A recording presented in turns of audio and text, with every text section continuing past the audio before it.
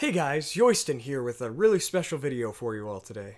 In honor of hitting 100 subscribers last week, and now, as I make this video, being at 151 subscribers, I don't know what to say. I really want to thank you all for your dedication, not only to my channel, but Tolkien's works as well. And for the love that you guys show me, I wanted to give back a lot of my opinions on certain topics and questions that you guys had. And, I thought, what better way to do that than a Q&A? I will say that with all of my videos, I do make a script. I take like an hour and a half the day before or whatever, and just type down what I should say, make sure it's all really relevant to the topic and to the lore, and that it's as spot on as I can get it for you guys. Now today, because it's a Q&A, I wanted to go largely unscripted, and I wanted to go with the least amount of edits as I could. Just so it's more between you and I, and it's like us having a conversation, having a dialogue. And I would really like to hear all of your opinions on these topics down below in the comments, just so, again, we can keep that discussion open, because I really do care about each and every one of you and what you all have to say. So without further ado, let's get into it. Our first question comes from my good friend Brandon Marshall. He says, what do you think is the weakest part of the Lord of the Rings movie trilogy? And what is the best part? Now, I've been really thinking about this the past few days, ever since he left this comment. And ultimately, for all of you literature buffs out there, I think you'll agree with me when I say the omission of Scouring of the Shire, or at least the omission of something like it. I mean, we don't need that full out because the movies are long in and of themselves, but I just wish we could have seen that archetypal hero's journey come to its conclusion for all four hobbits, because we see Aragorn go from Bree to Minas Tirith, from this lowly town of men, and I love Bree, but that's what it is. It's you know, these middlemen, this kind of lonely town, these just people that don't really know maybe even of their own ancestors, going to Minas Tirith, right? A kingdom of great and honorable people. But we don't really see that for the hobbits. We don't see them go full circle, because we see them go from, sure, the Shire to Mordor, which are ultimately opposites, but we don't see them come full circle and save their homeland and depict just how much they've changed as characters and see how much they've grown, I guess. I just would have loved to see something like Scouring of the Shire, because in the books you see how confident all the hobbits are, and they're willing to put down their lives for their own people and for their homeland. And I just would have loved to see them do that in the movies, because it would have, again, they would have come full circle, and they would be the ultimate heroes, in my opinion. And they are really well depicted in the movie, but if there's one thing that I think the movies could have done better, it's have the four hobbits that we start off with come full circle. The best part of the movies, I would have to say, ultimately are the speeches. Right? You have Theoden giving the speech before Pelennor Fields, Aragorn before the Black Gates, and it's also, I mean, it's those grand moments, right? It's that they're going to fight for the betterment of the world, or they'll die trying, you know, or they're just going to give it everything that they've got to help someone else. Those are really inspiring moments. I would say that those are the best moments, but also the small moments, right? You see, and I'm going to jump a little bit into the Hobbit movies as well here, but when Galadriel and Gandalf are talking, and Gandalf says that Bilbo gives him courage because it's the simple deeds of everyday folk that keeps the darkness at bay. It's when, you know, Sam Gamgee saves Frodo from Shelob, right? It's those moments that they do in the movie are done really, really well, in my opinion. And really, it inspires me that just simple people, or good people, good-hearted people of our world, that those are the people that make all the difference. The next question comes from my other good friend, Cam Carr. He says, who is Tom Bombadil? Now, if you've read the books, you're gonna know as much as I do here. I'm not gonna go into this, secret Tolkien letter from 1954 or whatever and, like, blow your minds. This is gonna be something you've heard before if you've delved into this. But it's an easy question to answer, and it's a very tough question to answer. Tom Bombadil, he's seen as the eldest, right? He has no creator, other than maybe the Valar, but I'm not even sure about that, personally. He's oldest and fatherless. He is the master of the forest, of the old forest outside of the Shire, in West Breland. And, I mean, he shows this virtue that no other character has, to where not even the darkest things, not even the One Ring, can have an effect on him. He can even kind of dominate it, because it's interesting that in the book he made the One Ring disappear and made it reappear. No other being, not even Sauron himself, could probably do that. So he has this mastery over darkness and light alike, which makes me think, there are definitely a few theories out there, and we'll never know for sure. Again, like Khazad-dûl and us not knowing, like I said in my last week's video, us not knowing what the full language would be like, it's just another enigma of Tolkien's works that his fans will never fully understand. There are theories out there that Tom Bombadil is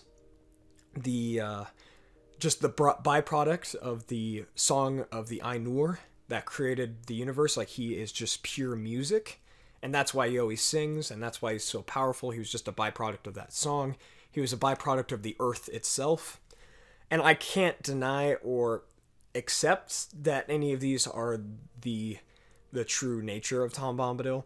But ultimately, I think he's just the embodiment of the powerful innocent in Tolkien's work, because we have the innocent and meek in the Hobbits, but they aren't completely powerful because the scurrying of the Shire, almost wiped them out.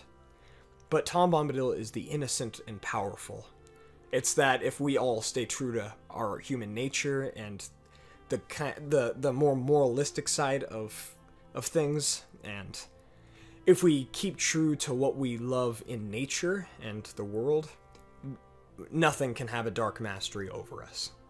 So ultimately, that's what I think he is. He's more of a symbol. Next question. This comes from, again, another good friend of mine, Jack Crowley. He says, other than dragons, what do you think is the most fearsome beasts in Middle-earth?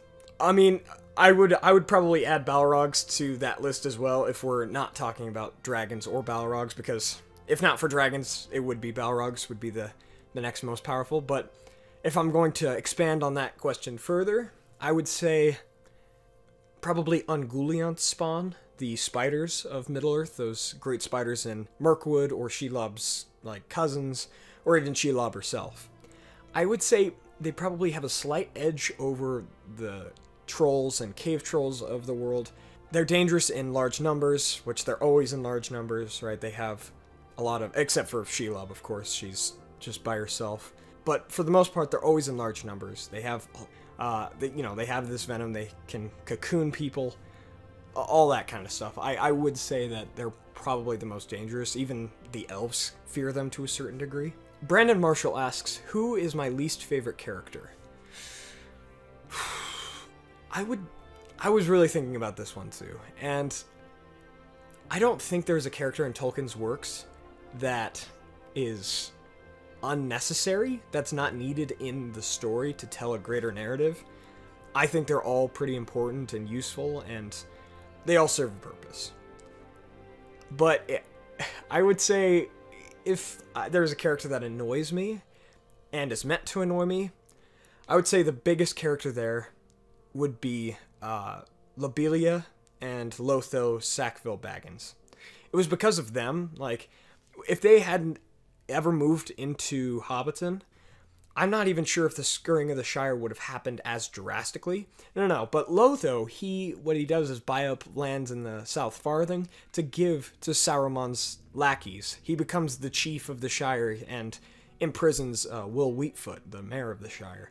Ultimately, it's because of him that just Saruman could just walk across the Brandywine Bridge and have no problems, because Lotho had already started to destroy the Shire from within.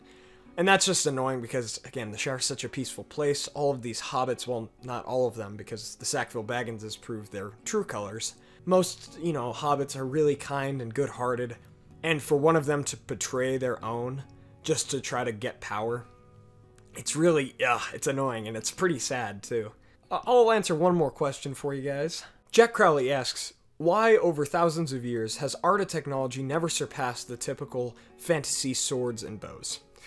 To that, I would say, ultimately because of the many wars and a few plagues that had happened, the plights on the free peoples, and, yeah, just the constant problems that were plaguing, you know, the races such as elves, dwarves, and men.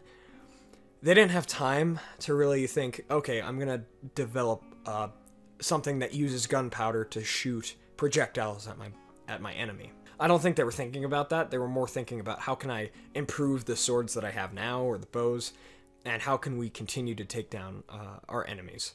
And it's said to be something about honor as well. A lot of people said with World War I, all of the different aspects in terms of new technology and guns and everything like that, ultimately, because of those, warfare got less honorable, and I can't say if it was ever honorable, but there's something to be said about going head-to-head with an enemy sword-to-sword versus being 200 feet away with a machine gun, you know? There's something just more personal about that. So I think Tolkien never wanted to write anything past certain medieval weapons such as swords, bows, ballistas, catapults, things like that. And obviously we see in Isengard, it didn't take long for Saruman to start developing new tactics, like the gunpowder bombs, the crossbows for the orcs. It didn't take long because Middle-earth, again, is like you're saying, is kind of it was stuck at this medieval phase. And I don't think they ever wanted to just develop past their enemy because from a certain point of view, the technology in the rings of power, that can be seen as warfare technology. And they were trying to deal with what hobbits would consider magic. They were trying to fight the magic of Sauron and the One Ring, versus trying to get technologically in terms of chemicals or guns or anything like that. They weren't trying to get in front of Sauron, they were just trying to destroy his technology and his magic. So, hopefully that answers your question. I ultimately think fantasy is what Tolkien wanted to write if we're going at it from a overview of the Legendarium, but from inside the Legendarium, I don't think there was really a point, because they were just trying to destroy their enemies' technology and magic. Thank you all for watching. I hope this was entertaining, by the least, and answered a few of your questions. If you would like more videos like this, please just let me know down below. I had a lot of fun making this, and I think at milestones, as the community keeps growing, at maybe 500 and then 1,000, I can keep going with Q&As, because this was a lot of fun, and I know I didn't answer everyone's questions, which I apologize for. Again, I can't thank you all enough for your love and care for this community, and it's just time to grow from here, I guess. Thank you all for watching. Share this video with a friend who you think might enjoy it. Hit that like button if you want to see more videos like this, and leave me a comment down below. What do you think I should do next week? I was kind of debating between two topics. Either another fanfiction / theory on what if Sauron got the ring back, or a epic character history on the Witch King of Angmar. It's up to you guys. This is just as much as your community as it is mine. So let me know about that down below. Let me know what else you'd like to see. Please subscribe so you don't miss any of my future videos. And once again, thank you all for watching so much. And as always, thank you for joining me on this adventure. Until the next one, my friends.